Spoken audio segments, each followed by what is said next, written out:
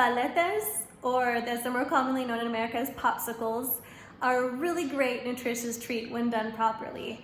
If you don't use a fruit juice, if you don't use a sugary liquid, and you just use real fruit or even some other really great ingredients, you could really have a really nutritious treat and something that's very refreshing in the summertime. Here's how we do a couple recipes for some paletas in our house. First, I'm taking a bit of watermelon and I'm just crushing it up because you can't really get a good seedless watermelon here, so we're gonna have to pick out the seeds individually. And after I've picked as many seeds out of that watermelon as I can, I'm going to pluck off a few fresh, beautiful Omani mint leaves, and I'm gonna wash them up and then take them off the stem, get them in some water, and what we're gonna do is take them and stick them in our microwave and heat it up so that we can kind of make a type of a tea so that the water will be infused with the mint. Okay, you can see I've got some boiling water here. I've got my mint leaves, and that water definitely has some infusion of mint in it. Add that little infusion that I just made directly into my watermelon mixture. And yeah, it's still hot, but everything's gonna get frozen. It'll just take a few more minutes. As for the leaves, normally I take those leaves and just kind of stick them in here because it looks really pretty. Okay, lastly, we've gotten our infused mint and our watermelon together with a bunch of different little chunks here. And I like to get those chunks in because after they're frozen, it makes for a really nice texture.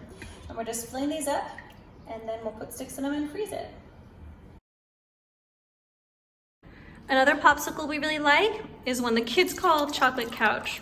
I don't understand why they call it that, but there you are. We take some yogurt or some almond milk, or you could do some regular milk if you like. Kefir would also be really good. And we'll say that's about 2 cups. And then 1 tablespoon of cacao powder. About 1 to 2 bananas sliced up. I have mine pre-frozen just because they last longer in my house that way. And then I'm gonna do about a 1/4 cup of some peanut butter. Right, when we use cacao powder, you get a lot more antioxidants and a lot more of the energy boosting stuff that you would get rather than just using cocoa powder. But that's really the only big difference that I know of. It's really great to get all of those probiotics from the yogurt instead of just using milk or some almond milk. So we really like that. Makes for a really nutritious treat. We're gonna just blend this all up till it's nice and smooth like a smoothie, and then fill up our popsicle molds. Mango and pulled it off of the pit, and then next I'm going to take a bit of lime and I'm just going to squeeze it in to get its juice in there, because lime and mango are a match made in heaven. Next I'm going to take a bit of some coconut milk or cream. This said it was milk on the can, but man is it thick. And then I'm going to take this lime, coconut, and mango mixture and give it a whirl on my blender. This is a little more thick than I would like, so I'm gonna add just a little bit of water. My coconut milk was pretty thick, and I think that's why it's not as liquidy as I want.